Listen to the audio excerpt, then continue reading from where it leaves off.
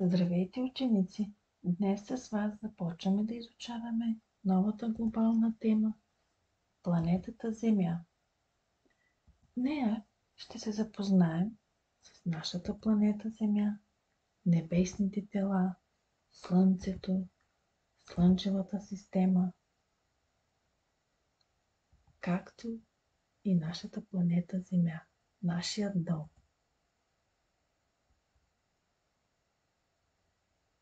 Планетата Земя е третата планета в Слънчевата система. Тя е най-голямата от земеподобните и единствената, на която има живот. Основен компонент на Слънчевата система е Слънцето. Но освен Слънцето и планетата Земя, в Слънчевата система има и други планети. Планети джуджета, спътници, метеори, комети, междупланетен прах и газ. Всички те са се образували при разпадането на молекулярния облак преди около 4,6 милиарда години.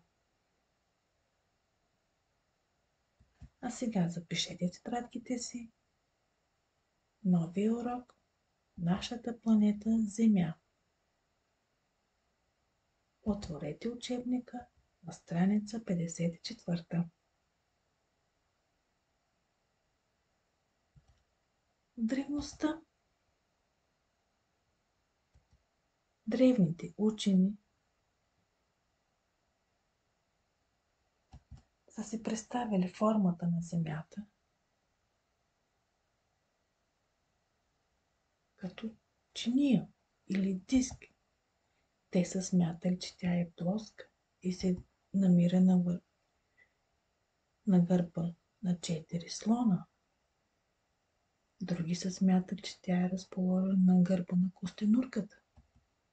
И затова нейната форма била плоска. Според други учени обаче Земята не била с плоска форма, а имала друга форма. Според Питагор, древногръцки математик, който се основава на интуицията си и смята, че сферата е най-съвършената геометрична форма и затова Земята е със сферична форма. Аристотел обаче прави редица доказателства и проучвания, според които Земята има кръгла форма. Наблюдава хоризонт, наблюдава звездите и според него звездите се движат в кръг и извършват кръгообразно движение. Наблюдава лунните затъмнения, сянката, която Земята хвърля върху лунната повърхност, е с кръгла форма. И затова той твърди, че Земята има кръгла форма. А според Фернандо Магелан, мореплавател, Земята също има кръгла форма. Той прави околосветско пътешествие. Заедно с експедицията му обикаля цялата Земя, отправяйки се на запад и връщайки се от изток. Това не би било възможно, ако Земята е плоска. Следователно, сега и до ден днешен се знае, че Земята е небесно тяло, принадлежи към Слънчевата система и формата на Земята е кръгла. Запишете в тетрадките си. Първа точка – форма на планетата Земя.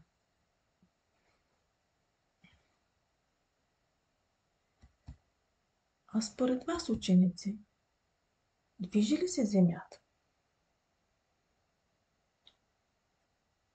Да, движи се. Точно така. А ние усещаме ли това движение? Не го усещаме, защото тя прави равномерно и плавно движение.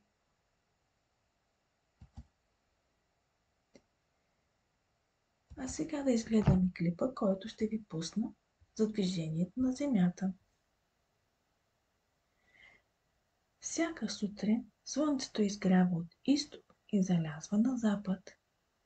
Макар да не се струва, че то се движи по небето, всъщност то е неподвижно. Земята се върти по своята мислена ос. Земята обикаля около Слънцето.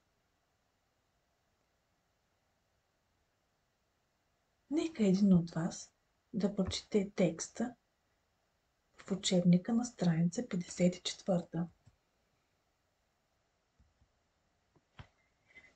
Земята се върти непрекъснато около своята ос и извършва пълно завъртане за едно денонощие.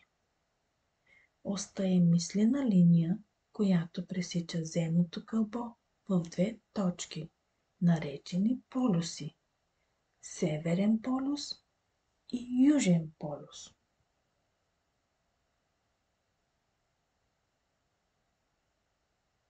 Земята извършва движение около своята ос и прави пълно завъртане, ученици, за едно денонощие. Точно така. А оста пресича земното кълбо в двете точки – полюсите Северен и Южен. А сега ще ви покажа умален модел на планетата Земя. Виждали ли сте такъв? Да, това е глобусът. Глобусът, както и Земята, извършва въртеливо движение. И глобусът има ос, както планетата Земя. Оста преминава през двата полюса – Северен полюс и Южен полюс.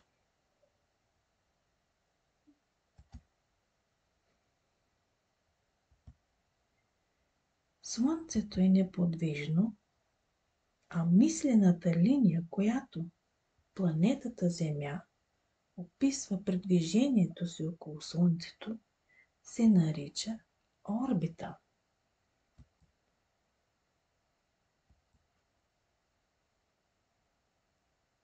Наблюдавайки илюстрациите, можете да добиете представа за тази мислена линия. А времето, за което нашата планета Земя прави една пълна обиколка около Слънцето, се нарича година.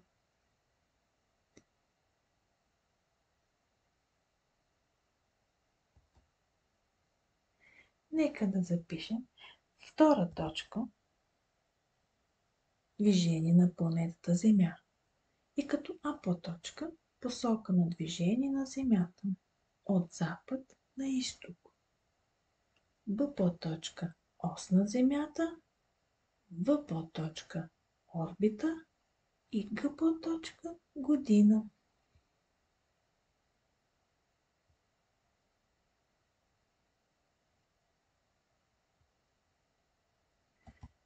А сега, ученици, ще ви покажа нагледно как се движи Земята и защо се редуват деня и нощта. На страница 55 от учебника. Нека един от вас да прочете текста. Въртенето на Земята около мислената й ос е причина за редуването на деня с нощта. Слънцето огрява само обърнатата към него половина от земната повърхност. За хората от тази половина е настъпил ден.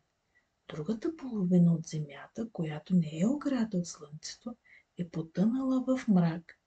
Там е нощ.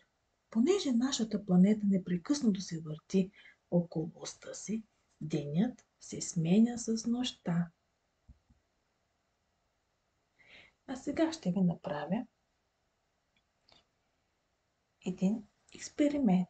Ще използвам фенер и ще осветя едната страна на глобус, а другата няма да я осветя. И ще завъртя глобуса по своята ос.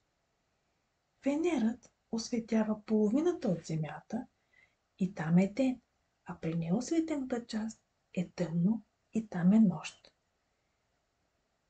Тъй като и глобусът и Земята се движат около оста си, а Слънцето е неподвижно, деня сменя нощта и те се редуват постоянно. Извода, който можем да направим, е, че планетата Земя се движи непрекъснато и денят се сменя с нощта.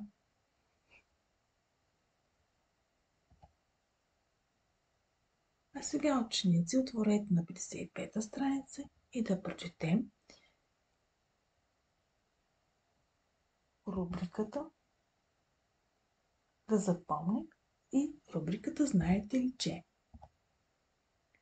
Земята извършва едновременно две движения около Слънцето и около оста си.